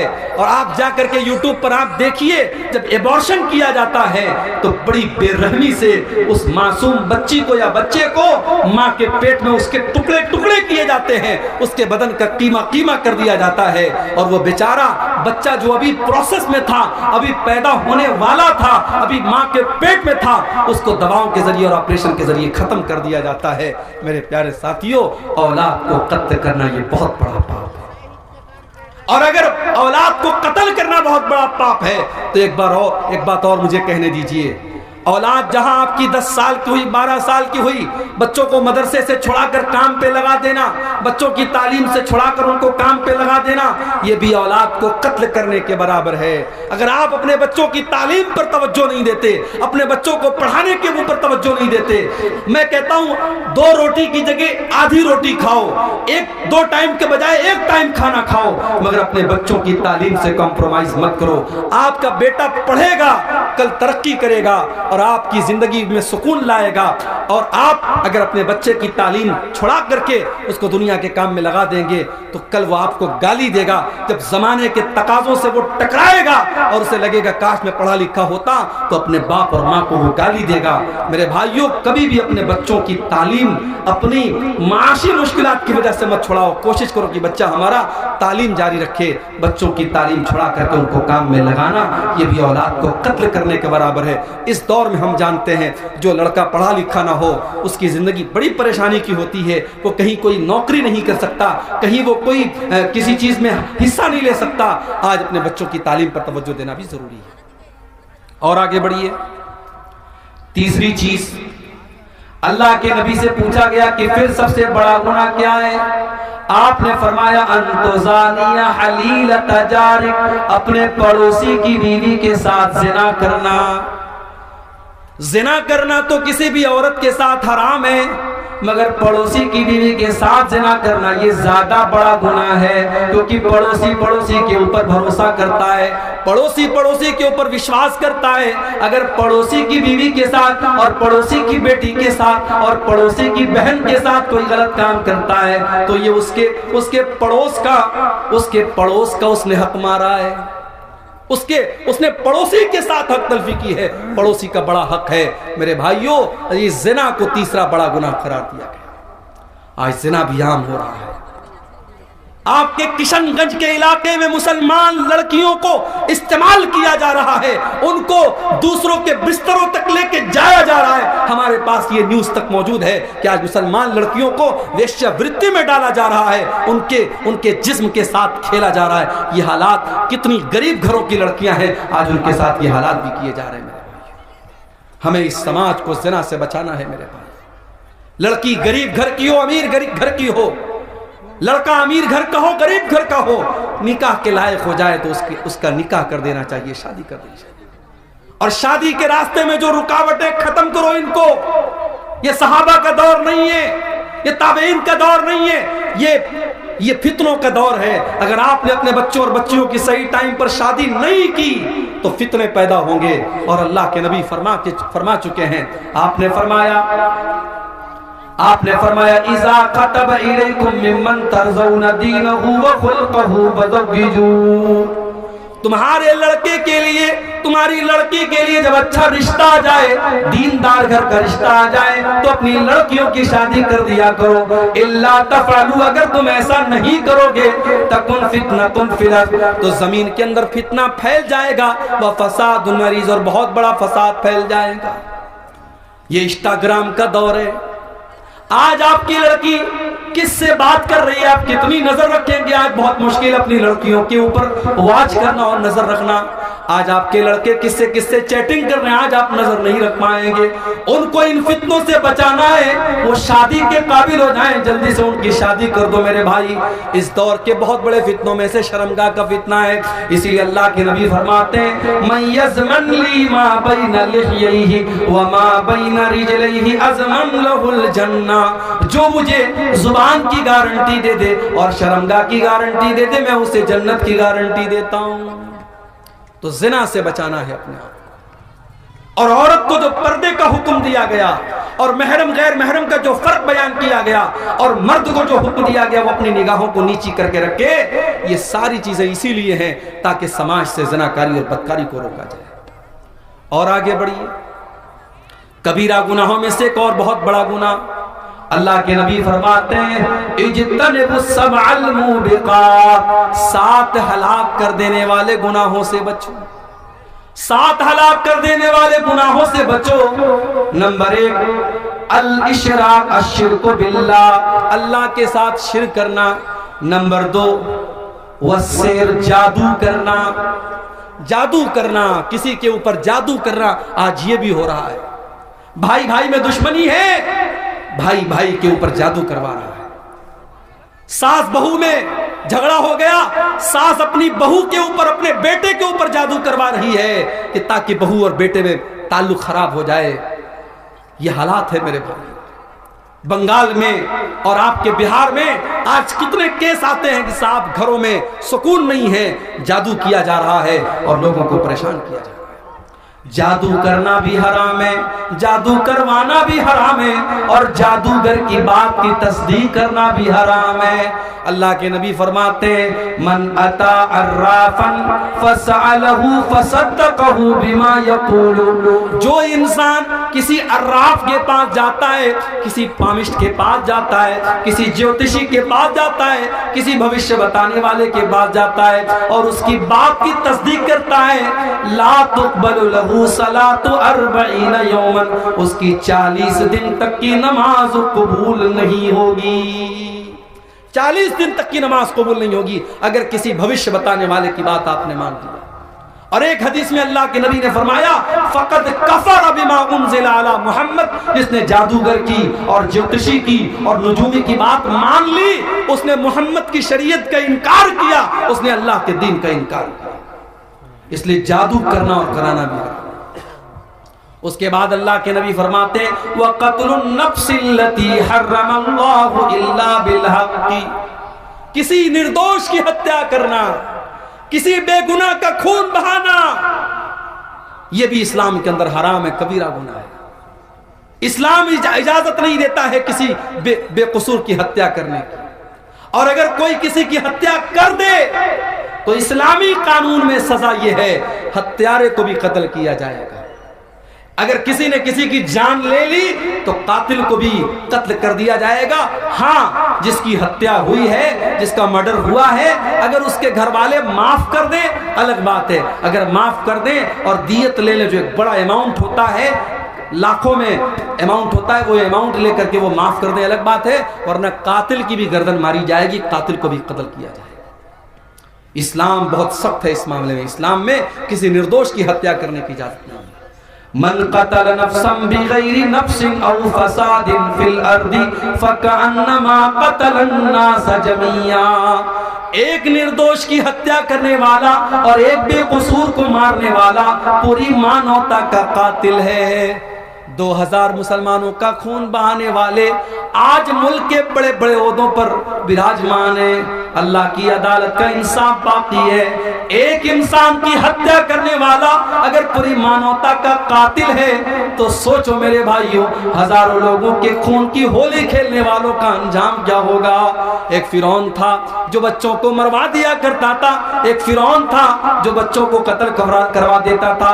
اس وقت فلسطین کے بچوں کو مارنے والا ایک فرعون ہے جو بچوں کو بھی مروا رہا ہے، جو عورتوں کو بھی مروا رہا ہے، جو بڑوں کو بھی مروا رہا ہے، جو ہاسپٹلوں کے اوپر بم برسا رہا ہے، جو قبروں سے نکال کر کے مسلمانوں کی قبروں پر بھی بلڈوزر چلا رہا ہے۔ اللہ ایسے ظالموں کو ان کے انجام تک پہنچا دے میرے بھائی۔ اسلام نے نردوش کی ہتیا کرنے کو بہت بڑا پاپ قرار دیا ہے۔ اور آگے بڑھو، وَأَكْلُ الرِّبَا، اور سود اور بیاج کھانا بھی بہت بڑا گناہ ہے۔ آج مسلمان سود کھا بھی رہا ہے، کھلا بھی رہا ہے۔ آپ کے اسی بہار میں بندھن لون کے نام سے، عورتوں کے نام سے کتنے لوگ لون لے رہے ہیں، 1 لاکھ لون لے کر کے 1,10,000 دے رہے ہیں۔ میرے بھائی جس طریقے سے سود لینا حرام ہے اسی طریقے سے سود دینا بھی حرام ہے۔ اللہ کے نبی فرماتے ہیں لعن اللہ آکل الربا وموکلہ وکاتبہ وشاہدیہ، آپ نے فرمایا کہ سود کھانے والا، سود کھلانے والا، سود کی گواہی دینے والا اور سود لکھنے والا، سب پر اللہ کی لعنت ہو۔ اور آگے آپ نے یہ بھی فرمایا وہم سوا، یہ سب کے سب برابر ہیں، کھانے والا اور کھلانے والا برابر ہے۔ اس لیے میرے بھائی سود اور بیاج سے اپنے دامن کو بچا کے رکھو۔ جانتے ہو اتنا بڑا گناہ ہے سود اور بیاج کا کھانا کہ اللہ قرآن میں کہتا ہے فَإِن لَمْ تَفْعَلُوا فَأْذَنُوا بِحَرْبٍ مِّنَ اللَّهِ وَرَسُولِهِ، اے بیاج کھانے والو، اے بیاج خورو، اے سود خورو، اگر تم اپنے بیاج کھانے سے باز نہیں آؤ گے تو اللہ سے جنگ کرنے کے لیے تیار ہو جاؤ، اس کے رسول سے جنگ کرنے کے لیے تیار ہو جاؤ۔ ارے کون ہے جس کے اندر اللہ سے جنگ کرنے کی طاقت ہے؟ کون ہے جس کے اندر اللہ سے لڑائی کرنے کی طاقت ہے؟ تو سود کھانا بھی بہت بڑا گناہ ہے۔ اور جب سود کی بات آئی ہے تو ایک بات اور بتاتا ہوں، سٹا اور جوا کھیلنا بھی حرام ہے۔ انما الخمر والمیسر والانصاب والازلام رجس من عمل الشیطان، شراب پینا اور جوا کھیلنا اور غیر اللہ کے آستانے پر جا کر کے وہاں سر جھکانا اور پانسے کے تیر نکالنا قسمت کا حال معلوم کرنے کے لیے، یہ سب گندے کام ہیں، یہ سب شیطان کے کام ہیں، ان سے بچو تبھی تم کامیاب ہو سکتے۔ پتہ یہ چلا کہ جوا کھیلنا بھی شیطان کا کام ہے۔ کسی زمانے میں تاش کے پتوں سے جوا کھیلا جاتا تھا، اب موبائل کا دور آ گیا، اب ٹیکنالوجی کا دور آ گیا، اب انٹرنیٹ کے اوپر بہت سارے ایپ آ گئے۔ ابھی کرکٹ کا ورلڈ کپ چل رہا تھا، ایک ایک بال کے اوپر سٹا کھیلا جا رہا تھا۔ آج کتنے سارے ایپ ہیں جس کے اندر جوا کھیلنے کی اور سٹا کی الگ الگ شکلیں آ رہی ہیں۔ یاد رکھو میرے بھائی، میرے نوجوان ساتھیوں، پیسہ کمانا ہے تو بزنس کرو، پیسہ کمانا ہے تو حلال طریقے سے پیسہ کماؤ۔ بہت سارے راستے حلال طریقے کے ہیں، حرام راستہ مت اپناؤ، بیاج کا راستہ مت اپناؤ اور سٹا اور جوا کا راستہ مت اپناؤ۔ یاد رکھو حرام کمائی سے پیسہ کما بھی لوگے تو اس میں برکت نہیں ہوگی۔ اللہ کے نبی فرماتے ہیں یاتی علی الناس زمان لا یبالی المرء من این اخذ المال، ایک ایسا زمانہ لوگوں پر آنے والا ہے جب لوگ پرواہ نہیں کریں گے کہ پیسہ حلال طریقے سے کما رہے یا حرام طریقے سے کما رہے۔ جانتے ہو بنارس میں ساڑی کا کاروبار ہوتا ہے، جانتے ہوں گے آپ لوگ؟ ساڑی کے کاروبار میں بنارس میں کسی زمانے میں ساڑیوں میں فیگر چلتا تھا، مور کی تصویر بنی ہے، کوے کی تصویر بنی ہے، چڑیا کی تصویر بنی ہے۔ تو کسی دور میں جب بنارس میں کوئی ایسی ساڑی بنواتا تھا تو لوگ کہتے تھے یہ تصویر کا کاروبار کر رہا ہے، تصویر بنا رہا ہے۔ اس فیگر بنانے والے کے گھر میں لوگ کھانا نہیں کھاتے تھے کہ یہ حرام کھا رہا ہے۔ لیکن اب کتنے ایسے لوگ ہیں بنارس میں جو اسی کا کاروبار کر رہے ہیں۔ اب وہ دینداری نہیں بچی، اب وہ تقوی نہیں بچا، اب لوگ فیگر کا کام عام طور سے کر رہے ہیں۔ اور اب حالات یہ ہیں جب وہ کاروبار شروع کر لیتے ہیں پھر اپنے علماء کے پاس جا کے پوچھتے ہیں مولوی صاحب میں یہ کاروبار کر رہا ہوں، مجھے کرنا چاہیے یا نہیں کرنا چاہیے؟ حالانکہ ہونا کیا چاہیے تھا کہ پہلے سوال کرتے پھر کاروبار شروع کرتے، مگر کاروبار شروع کرنے کے بعد پوچھتے ہیں اور پوچھتے نہیں ہیں۔ علماء سے فتویٰ نہیں پوچھتے ہیں، وہ علماء کے منہ میں اپنی زبان ڈالنا چاہتے ہیں۔ وہ چاہتے ہیں کہ جو میرے دل میں ہے عالم کی زبان سے وہ نکل جائے۔ اگر عبدالغفار صاحب سے پوچھا، انہوں نے اگر ہمارے مطلب کا جواب نہیں دیا تو ہم منور صاحب سے پوچھیں گے۔ منور صاحب نے ہمارے مطلب کا جواب نہیں دیا، مولانا نور اسلام صاحب سے پوچھیں گے۔ انہوں نے جواب نہیں دیا، مولانا مزمل مدنی صاحب سے پوچھیں گے۔ انہوں نے جواب نہیں دیا، کسی اور سے پوچھیں گے۔ ہمیں اپنے مطلب کا فتویٰ چاہیے۔ ہم نے علماء کو اپنی مرضی کا غلام بنانا چاہا ہے۔ معاف کرنا میرے بھائی، علماء آپ کے غلام نہیں ہیں، علماء کی عزت اور احترام کرنا سیکھو۔ اللہ کے نبی نے فرمایا العلماء ورثۃ الانبیاء، نبیوں کے وارث ہیں یہ علماء۔ نبیوں کی وراثت علم ہے، نبیوں کی وراثت دولت نہیں ہے، اور علماء نے نبیوں کی وراثت کو پایا ہے، اور جو علماء ہیں ان کے پاس نبی کی وراثت، ان کے پاس علم دین ہے۔ بنگال میں کلیا چک میں گیا، ایک مسجد کے امام صاحب مجھے ملے، ان کی آنکھوں میں آنسو آ گئے، کہنے لگے شیخ صاحب 15 سال سے میں مسجد میں امامت کروا رہا ہوں، 3000 روپیہ مجھ کو بنگال کی گورنمنٹ دے رہی ہے اور 6000 روپیہ اس وقت مسجد کی کمیٹی دے رہی ہے۔ میں نے تھوڑے تھوڑے پیسے جمع کر کے اپنا چھوٹا سا گھر بنایا۔ مسجد کا متولی آ کر کے کہتا ہے مولوی صاحب تیرے پاس اتنا پیسہ کہاں سے آ گیا، تو گھر کیسے بنانے لگا؟ متولی صاحب ناراض ہو گئے مجھ سے، قصور کیا ہے، میں گھر بنوا رہا ہوں۔ یہ وہ قوم ہے جو اپنے علماء کا گھر بنتے ہوئے نہیں دیکھ سکتی، یہ چاہتی ہے ان کے علماء بھکاری بنے رہے، ان کے در کے گداگر بنے رہے۔ دنیا کی ہر قوم اپنے دھرم گرو کا سمان کرتی ہے، اپنے عالم کی عزت کرتی ہے، اور آپ اپنے عالم کو بھکاری بنا کے رکھنا چاہتے ہیں۔ وہ عالم جس نے 15 سال تک ایک مسجد میں امامت کرائی ہے، اس نے 15 سال اگر کسی بزنس میں دیا ہوتا تو آج کہاں سے کہاں پہنچ گیا ہوتا۔ اس نے اپنی زندگی کو کھپا دیا، اپنی جوانی کو کھپا دیا، اور آج یہ سلوک کر رہی ہے قوم، وہ اپنا گھر بنا رہا ہے تو اس کے گھر بنانے پر بھی یہ اعتراض ہو رہا ہے۔ میرے بھائی، یہ ڈھکوسلے بند کر دو، علماء کے پیسے میں بڑی برکت ہوتی ہے۔ تمہارے گھر کا کام 5,000 میں نہیں چل سکتا، عالم کے گھر کا کام 5,000 میں کیسے چلے گا؟ 5,000 میں آج علماء کو تنخواہیں دے کر کے لوگ مسجدوں میں امامت کروا رہے ہیں، مدرسوں میں پڑھوا رہے ہیں۔ اور اتنا ہی نہیں، امام صاحب کے لیے مسجد میں چھوٹی سی کوٹری بنائی گئی۔ امام صاحب کی کوٹری اتنی چھوٹی سی رکھی جاتی ہے کہ امام صاحب پیر پھیلا کے سوئیں تو سر الگ دیوار میں لڑے، پیر الگ دیوار میں لڑے، اتنی بڑی بس کوٹری ہونی چاہیے۔ کیا مجال ہے کہ امام صاحب اپنی فیملی کے ساتھ رہ سکے؟ امام صاحب 6 مہینے میں چھٹی لے کے تب جائیں گے فیملی سے ملنے کے لیے۔ امام صاحب کے بچے اپنے باپ کے رہنے کے باوجود یتیمی کی زندگی گزارے، اس کی بیوی بیوہ کی زندگی گزارے، اور ہم اور آپ اپنی بیویوں کے ساتھ، اپنے بچوں کے ساتھ عیش و آرام کی زندگی گزارے۔ یہ کون سا انصاف ہے میرے بھائی؟ اگر آپ کو اپنی فیملی کے ساتھ رہنے کا ادھیکار ہے، اگر آپ کو اپنے بیوی بچوں کے ساتھ رہنے کا ادھیکار ہے، تو اس عالم دین کو بھی اپنے بیوی بچوں کے ساتھ رہنے کا ادھیکار ہے۔ اس کے بچوں کو جیتے جی یتیم کیوں بناتے ہو؟ اس کی بیوی کو جیتے جی بیوہ کیوں بناتے ہو؟ اگر اپنی مسجدوں میں اپنے اماموں کے کمرے بناتے ہو تو کان کھول کر کے سن لو، اگر ذرہ برابر اپنے عالم کی عزت کرتے ہو تو اس عالم کے لیے ایک فیملی کوارٹر کا بھی انتظام کرو۔ اور ایک بات اور کہہ دوں، علماء فرشتے نہیں ہیں، یہ علماء آپ کے بیچ کے انسان ہی ہیں۔ جو تقاضے آپ کے ساتھ ہیں ان کے ساتھ ہیں، جو کمزوریاں آپ کے ساتھ ہیں ان کے ساتھ ہیں۔ اگر آپ گناہ اور غلطی کے کام کرتے ہیں اور کر سکتے ہیں، علماء سے بھی سرزد ہو سکتا ہوں، ان کو فرشتہ مت سمجھنا، لیکن اگر علماء سے غلطی ہو جائے تو ان کی اصلاح کی کوشش کرو۔ تمہیں نظر آ گیا فلاں عالم نے کوئی غلط کام کر دیا، اکیلے میں لے جا کے سمجھا دو، مولوی صاحب سماج پر بڑا غلط اثر پڑے گا۔ ہمارے یہاں تو صاحب بال کی کھال نکالی جاتی ہے۔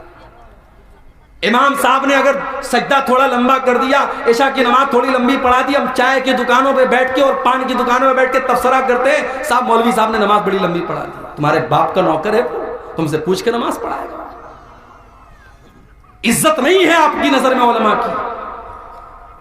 ذرا سی کوئی بات ہوئی ہم پھٹ سے کہتے ہیں ہم اس امام کے پیچھے نماز نہیں پڑھیں گے۔ تیرے نماز نہ پڑھنے سے کیا اس امام کی امامت خطرے میں پڑ جائے گی؟ فتنے نہ پیدا کرو میرے بھائی، اپنے علماء کی عزت کرو، ان کی غیبت نہ کیا کرو، ان کی برائی نہ کیا کرو۔ علامہ ابن عساکر نے لکھا ہے لحوم العلماء مسمومہ، علماء کے گوشت زہریلے ہوتے ہیں۔ کیا مطلب؟ جب ہم کسی کی غیبت کرتے ہیں، شریعت کہتی ہے ہم اس اپنے مرے ہوئے بھائی کا گوشت کھاتے ہیں۔ جب ہم کسی کی غیبت کرتے ہیں گویا ہم اس کا گوشت کھا رہے ہیں۔ جب ہم علماء کی غیبت کرتے ہیں تو سمجھو ہم زہریلا گوشت کھا رہے ہیں، یعنی اس کا گناہ اور زیادہ پڑے گا، کیونکہ آپ ایک عالم کی غیبت کر رہے ہیں۔ اپنی زبان کی حفاظت کرو میرے بھائی، علماء کا مقام دو، علماء کی قدر کرو۔ کبیرہ گناہوں میں سے گناہ یہ بھی ہے میرے بھائی، سود کھانا اور بیاج کھانا، وَأَكْلُ مَالِ الْيَتِيمِ، اور یتیم کا مال کھانا۔ یتیم کا مال جس طریقے سے بھی کھایا جا رہا ہے، یتیم کا مال کھانے والے کان کھول کر کے سن لیں، ان الذین یأکلون اموال الیتامی ظلما انما یأکلون فی بطونہم نارا۔ جو لوگ یتیم کا مال کھا رہے ہیں وہ اپنے پیٹ میں جہنم کی آگ بھر رہے ہیں۔ یتیم بیچارہ بے سہارا ہوتا ہے، یتیم ہو سکے تو یتیم کی مدد کر دو، ہو سکے تو یتیم کو سہارا دے دو، یتیم کا مال ہڑپنے کی کوشش کرو۔ بھائی کا انتقال ہو گیا، بھتیجے یتیم ہیں، جس چچا کو قرآن کی آیت کبھی نہیں یاد آئی، شریعت کبھی یاد نہیں آئی، بھائی مر گیا، شریعت یاد آ گئی۔ بھتیجے سے بولا بے تیرے باپ کا انتقال ہو گیا، اب دادا کی پراپرٹی میں تیرا کوئی حصہ نہیں بنتا، چچا لوگ آپس میں بانٹ لیتے ہیں۔ وہ یہ نہیں سوچتے کہ اگر ہمارا بھائی زندہ ہوتا تو آج ان یتیم بچوں کا حق مرتے ہوئے نہیں دیکھ سکتا تھا۔ اگر آج بھائی مر گیا ہے اور شریعت کا اگر یہ قانون ہے کہ بھائیوں کے رہتے ہوئے بھتیجے حصے دار نہیں بنتے، تو ایسے موقع پر چچا لوگوں کی انسانیت کہاں چلی جاتی ہے میرے بھائی؟ اگر اس چچا کے اندر ذرہ برابر انسانیت ہے، وہ اپنے باپ سے جا کے گئے ٹھیک ہے شریعت میں حق نہیں بنتا ہے، مگر جتنا حق ہمیں مل رہا ہے اتنا ہی ہمارے ان بھتیجوں کو بھی آپ دیجئے تاکہ ان کے ساتھ ناانصافی نہ ہو۔ اور دادا کو بھی چاہیے، دادا کو اللہ تعالیٰ نے یہ آپشن دیا ہے، وہ اپنی پراپرٹی کا 1/3 حصہ اپنے ان یتیم پوتوں کے حق میں وصیت کر سکتا ہے، وہ کر کے جائے تاکہ ان یتیموں کا حق نہ مارا جائے۔ میرے بھائی کسی یتیم کا کبھی حق مت مارنا۔ کسی کی زمین پر ناجائز قبضہ کر لینا بھی کبیرہ گناہ ہے۔ اللہ کے نبی فرماتے ہیں من ظلم شبرا من الارض، جس نے ایک بالشت زمین کسی کی ہڑپ لی۔ ایک بالشت سمجھتے ہیں؟ یہ ہاتھ کے پنجے کا جو ناپ ہوتا ہے اس کو ایک بالشت بولتے ہیں۔ ایک بالشت یعنی ایک بالشت کتنا ہوتا ہے؟ میرے خیال سے آدھا فٹ بھی نہیں ہوتا ہے۔ آدھا فٹ بھی اگر کسی کی زمین آپ نے ناجائز ہڑپ لی، اللہ کے نبی فرماتے ہیں تُوِّقَهُ مِن سَبْعِ أَرْضِينَ يَوْمَ الْقِيَامَةِ، 7 زمینوں کا طوق اس کی گردن میں ڈالا جائے۔ یا بھائی بہن کا پورا حصہ ڈکار لیتا ہے، بہن کو ماں کا زیور تو ملتا ہے مگر باپ کی زمین اور جائیداد میں سے بھائی لوگ کہتے نہیں صاحب تمہارا نہیں بنتا، تم کو نہیں دیں گے۔ اگر بہن مانگ لے تو بھائی ناراض ہو جاتے ہیں، کہتے ہیں اگر تجھے ہم حصہ دیں گے ہم ساری زندگی تجھ سے بات نہیں کریں گے۔ بہنوں کو ان کا حصہ نہیں دیا جاتا۔ ہم آج کہتے ہیں نا کہ عدالت میں مسلم پرسنل لا کو ختم کرنے کی بات ہو رہی ہے اور کامن سول کوڈ کی بات ہو رہی ہے، پہلے مسلم پرسنل لا پر خود تو عمل کریں۔ مسلم پرسنل لا یہ کہتا ہے کہ باپ اگر مر گیا ہے اور 1 لاکھ روپیہ چھوڑ کے گیا ہے اور 2 بہنیں اور 1 بھائی کو چھوڑ کے گیا ہے تو 50,000 بھائی کو ملے گا اور 25,000 دونوں بہن کو ملے گا۔ لیکن یہاں تو پورا 1 لاکھ بھائی ڈکار جاتا، بہن کو 1 پیسہ نہیں دیتا ہے۔ یاد رکھو میرے بھائی، اگر آپ نے کسی کی وراثت ہڑپ لی وَتَأْكُلُونَ التُّرَاثَ أَكْلًا لَمًّا وَتُحِبُّونَ الْمَالَ حُبًّا جَمًّا، تم لوگوں کی وراثت سمیٹ کے کھا جاتے ہو اور مال سے بہت محبت کرتے ہو۔ کلا، کر لو ایسا کرنے والے کر لو، ایک دن ایسا آئے گا اللہ کی بارگاہ میں تم کو انصاف دینا پڑے گا، تم کو حساب دینا پڑے گا۔ کبیرہ گناہوں میں گناہ اور ہے میرے بھائی، قذف المحصنات الغافلات المؤمنات، کسی پاک دامن عورت کے اوپر جھوٹی تہمت لگانا۔ زنا کرنا بہت بڑا پاپ ہے اور کسی پاک دامن عورت کے اوپر یا مرد کے اوپر زنا کی تہمت لگانا بھی بہت بڑا پاپ ہے۔ اگر کسی کے اوپر آپ نے جھوٹی تہمت لگائی ہے اور اس تہمت کو ثابت نہیں کر پائے تو شریعت کیا کہتی ہے؟ ان الذین یرمون المحصنات ثم لم یاتوا باربعۃ شہداء فاجلدوہم 80 جلدہ۔ اگر کسی بے گناہ عورت پر تم نے زنا کی تہمت لگائی ہے اور 4 گواہ نہیں ہے تمہارے پاس تو الزام لگانے والے کو 80 کوڑے مارے جائیں گے۔ اور آگے کیا فرمایا؟ وَلَا تَقْبَلُوا لَهُمْ شَهَادَةً أَبَدًا، اس کی گواہی کبھی قبول نہیں کی جائے گی۔ تو یہ بھی بہت بڑا گناہ ہے کسی پاک دامن عورت پر جھوٹا الزام لگانے کا۔ اور آگے بڑھیے، ریاکاری کرنا، دکھاوے کے لیے نماز پڑھنا، دکھاوے کے لیے دان دینا، دکھاوے کے لیے روزہ رکھنا، دکھاوے کے لیے قرآن پڑھنا، ریاکاری بھی بہت بڑا گناہ ہے۔ فَوَيْلٌ لِّلْمُصَلِّينَ الَّذِينَ هُمْ عَنْ صَلَاتِهِمْ سَاهُونَ، ایسے نماز پڑھنے والوں کے لیے بربادی ہے، ویل ہے جہنم ہے جو لوگوں کو دکھانے کے لیے نماز پڑھتے ہیں۔ الَّذِينَ هُمْ يُرَاءُونَ، جو دکھاوے کے لیے نماز پڑھتے ہیں، جو دکھاوے کے لیے کوئی عمل کرتا ہے اللہ کہتا ترکتہ وعملہ، میں اس کے عمل کا ثواب نہیں دیتا، میں چھوڑ دیتا ہوں، جا تو نے جس کو دکھانے کے لیے عمل کیا ہے جا کے اس سے ثواب دے۔ اسی طریقے سے میری پیاری ماں بہنوں 1-2 باتیں اور بیان کر کے بات ختم کرتا ہوں۔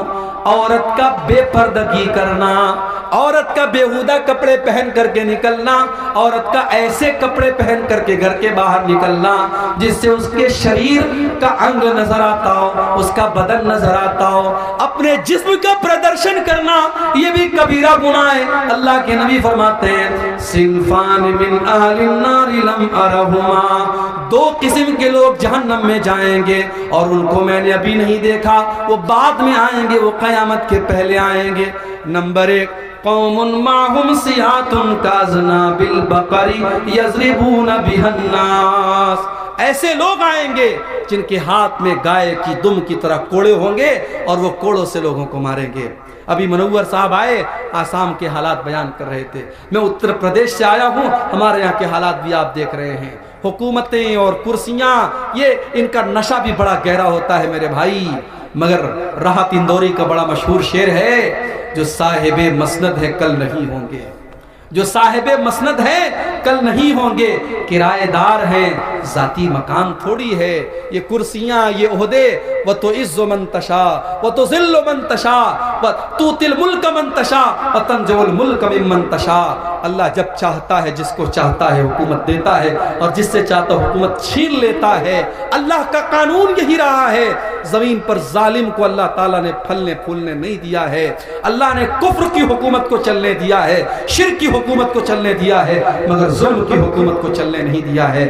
میرے بھائیوں، اللہ کے نبی فرماتے ایسے لوگ آئیں گے جن کے ہاتھ میں کوڑے ہوں گے اور وہ لوگوں کو اس سے ماریں گے، ظلم کریں گے، اپنے پاور کا غلط استعمال کریں گے۔ وَنِسَاءٌ كَاسِيَاتٌ عَارِيَاتٌ مُمِيلَاتٌ مَائِلَاتٌ، اور ایسی عورتیں بھی جہنم میں جائیں گی جو کپڑا پہننے کے باوجود ننگی ہوں گی۔ ایک لفظ میں اللہ کے نبی نے سارے فیشن کو بیان کر دیا۔ آج مسلمان باپ ہے، چہرے پر داڑھی ہے اور ماتھے پر سجدے کا نشان ہے، اور جوان بیٹی کو لے کر کے شادی میں جا رہا ہے، اور بیٹی نے ساڑی پہنی ہے، اور ساڑی ایسی پہنی ہے کہ اس کی پیٹھ بھی نظر آ رہی ہے، اس کی آستین بھی نظر آ رہی ہے، اس کا پیٹ بھی نظر آ رہا ہے، اس کے شریر کا انگ انگ نظر آ رہا ہے، اس کا پورا بدن نظر آ رہا ہے، اپنے پورے حسن کی وہ نمائش کر کے جا رہی ہے۔ جو قرآن یہ کہتا ہے وَلَا يُبْدِينَ زِينَتَهُنَّ، اے مسلمان عورت اپنی زینت کو تو ظاہر نہیں کر سکتی ہے کسی غیر مرد کے سامنے۔ قرآن تو یہاں تک کہتا ہے وَلْيَضْرِبْنَ بِخُمُرِهِنَّ عَلَى جُيُوبِهِنَّ، عورت گھر میں باپ کے سامنے، بھائی کے سامنے، بیٹے کے سامنے، سسر کے سامنے، جو اس کے محرم رشتہ دار ہیں جس سے وہ شادی نہیں کر سکتی ہے، اس رشتہ دار کے سامنے بھی عورت جب جائے تو اپنے دوپٹے کو ہمیشہ اپنے گریبان پر رکھے، اپنے دوپٹے کا خیال رکھے، دوپٹہ جہاں تہاں پھینک کر کے نہ چلی جائے، اس کا دوپٹہ اس کے سینے پر ہونا چاہیے۔ قرآن کہتا ہے وَلَا يَضْرِبْنَ بِأَرْجُلِهِنَّ لِيُعْلَمَ مَا يُخْفِينَ مِنْ زِينَتِهِنَّ، اے مسلمان عورت تو جب پائل پہنے ہو تو گھر میں اپنے پائل پہن کر کے اپنے پاؤں کو زمین پہ زور زور سے مار کے نہ چلا کر، تیرے پائل کی جھنکار بھی غیر مردوں کے کان تک نہیں جانی چاہیے۔ جو اسلام اتنا سخت ہے وہ اس بات کی اجازت کیسے دے سکتا ہے کہ کشن گنج کی لڑکی، پورنیہ کی لڑکی، ارریہ کی لڑکی انسٹاگرام پر آئی ڈی بنائے اور اپنے فوٹوز ڈالے، اپنے نئے نئے کپڑوں کا، اپنے گہنوں کا پرچار کرے، شادی میں تیار ہو کے جائے، اس کو اپنے اسٹیٹس پہ لگائے اور اپنے فوٹوز ڈال کر کے دنیا میں اپنے حسن کی نمائش کرے۔ اللہ کے نبی فرماتے ہیں کپڑا پہن کر کے بھی ایسی عورتیں ننگی ہوں گی، ان کا شریر نظر آئے گا، کپڑا ایسا ہوگا۔ اور ممیلات مائلات، وہ غیر مردوں کو اپنی طرف آکرشت کرنے والی ہوں گی، اور جب وہ چلے گی تو ان کی چال بھی بے حیا عورتوں کی طرح ہوگی۔ عورت کی چال بتا دیتی ہے کہ یہ حیا والی عورت ہے، یہ شرمیلی عورت ہے، اور اس کی چال بتا دیتی ہے یہ بے حیا عورت ہے۔ اللہ کے نبی فرماتے ہیں ان کی چال بھی بے حیا اور فاحشہ عورتوں کی طرح ہوگی۔ اور آگے آپ نے فرمایا رؤوسہن کأسنمۃ البخت المائلہ، ان کا ہیئر اسٹائل، اس کے بالوں کا اسٹائل کیسا ہوگا جیسے اونٹ کا کوہان ہوتا ہے، اس کے بال کا جوڑا ایسا بنا ہوگا۔ آج کل تو فیشن کے نام پہ کیا کیا ہو رہا ہے، ब्यूटी पार्लर में काली कलुटी औरत जाती है और अंदर से बिल्कुल बॉलीवुड की हीरोइन बन के निकलती है। वो आईब्रो को सेट करवा रही है, अपने होठों में इंजेक्शन देकर के होठों को मोटा कर रही है, और इतना मेकअप हो रहा है कि अल्लाह की पनाह है। याद रखो मेरी बहनों, याद रखो मेरी माओ, मेकअप के नाम पर कोई ऐसा काम करना जो अल्लाह की फितरत को बदल दे, जो अल्लाह की तख्लीक को बदल दे, हराम है। जो नेचुरल ब्यूटी है, जो अल्लाह ने खूबसूरती दी है, उसको अपने लिए काफी समझो।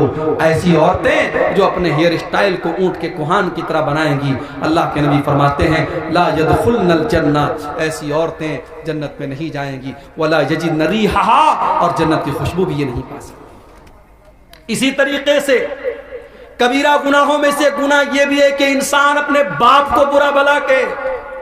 सहाबा ने कहा अल्लाह के नबी अपने बाप को कौन बुरा भला कहता है? कहा जब तुम किसी के बाप को बुरा भला कहते हो, किसी को माँ की गाली देते हो, किसी के बाप को बुरा भला कहते हो, और जवाब में वो तुम्हारी माँ को और तुम्हारे बाप को बुरा भला कहता है, तो इनडायरेक्ट तुम अपनी माँ को और अपने बाप को बुरा भला कह रहे हो। आजकल ये भी बड़ा चलता है, दोस्त लोग आपस में बैठते हैं, एक दूसरे को माँ की गाली देते हैं, फिर वो इसको माँ की गाली देता है। खबरदार, हराम है, अपनी जुबान को गालियों से महफूज रखो। अपने माँ बाप की लानत और उन पर गाली का सबब मत बनो। और याद रखो, वालिदैन को सताना और वालिदैन को दुख देना, वालिदैन को तकलीफ देना, ये भी बहुत बड़ा गुनाह है। उकूकुल वालिदैन, वालिदैन को सताना और तकलीफ देना, ये भी बहुत बड़ा गुनाह है।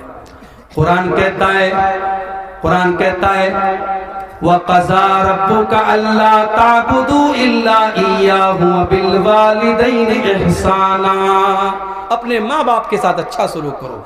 इम्मा यबलुगन्ना इंदकल किबर अहदुहुमा औ किलाहुमा फला तकुल लहुमा उफ़्फ़िन वला तन्हरहुमा वक़ुल लहुमा क़ौलन करीमा। अगर तुम्हारे माँ बाप बुढ़ापे में मिले हैं, किस्मत समझो अपनी, तकदीर समझो अपनी। कितने नौजवान हैं तरसते हैं कि काश मेरे बूढ़े माँ बाप होते। तुम्हारे माँ बाप अगर तुमको बुढ़ापे में मिले हैं, उनकी कद्र करो, उनकी इज्जत करो, उनसे मोहब्बत के साथ पेश आओ, उनको उफ भी मत कहो, उनसे जब भी बात करो अदब से बात करो। वक़्फ़िज़ लहुमा जनाहज़्ज़ुल्लि मिनर रहमा, और अपने माँ बाप के लिए अपनी रहमत के बाजुओं को बिछा दो। वक़ुर रब्बिरहमहुमा कमा रब्बयानी सगीरा, और दुआ करो कि ऐ परवरदिगार मेरे माँ बाप पर रहम फरमा, जिस तरीके से बचपन उन्होंने मुझको पाला है। तो वालिदैन को तकलीफ पहुंचाना ये भी कबीरा गुनाहों में शामिल है। इसी तरीके से वह शहादतुज़्ज़ूर, झूठी गवाही देना, झूठ बोलना और झूठी गवाही देना, ये भी बहुत बड़ा गुनाह है। अल्लाह के नबी ने एक मर्तबा जवाब से पूछा कि बड़े बड़े गुनाह क्या हैं? आपने फरमाया कि शिर्क करना, माँ बाप को तकलीफ पहुंचाना, लेकिन आप टेक लगा के बैठे थे, आप सीधे उठ करके बैठ गए और आपने फरमाया व शहादतुज़्ज़ूर व शहादतुज़्ज़ूर व शहादतुज़्ज़ूर, झूठी गवाही देना, ये भी बहुत बड़ा गुनाह है। इसलिए मेरे भाई, झूठ से अपने दामन को बचाओ। तीन चीजों से अपने दामन को बचाओ। अमानत में खयानत मत करो, वादे में वादा खिलाफी मत करो, और झूठ मत बोलो। अल्लाह के नबी फरमाते हैं आयतुल मुनाफिक़ सलास, मुनाफिक की तीन निशानियां हैं। इज़ा हद्दसा कज़ब, जब बात करे तो झूठ बोले, व इज़ा वादा अखलफ, जब वादा करे तो वादा खिलाफी करे, व इज़ा तुमिना खान, और जब अमानत उसके पास रखी जाए तो अमानत में खयानत करे। मेरे भाइयों, ये चंद कबीरा गुनाह थे जो मैंने आपके सामने बयान किए हैं। आइए हम अल्लाह से दुआ करें, रब्बुल आलमीन हम सबको अपने दामन को इन गुनाहों से बचाने की तौफीक अता फरमाए। रब्बुल आलमीन हमें कहने सुनने से ज़्यादा अमल करने की तौफीक अता फरमाए। अल्लाह ताला हम में से अगर कोई इन गुनाहों में से किसी गुनाह में मुब्तला है, अल्लाह ताला उसको सच्ची तौबा करने की तौफीक अता फरमाए। अल्लाह हमारी माँ बहनों की भी इस्लाह फरमाए, अल्लाह हमारे नौजवानों की भी इस्लाह फरमाए।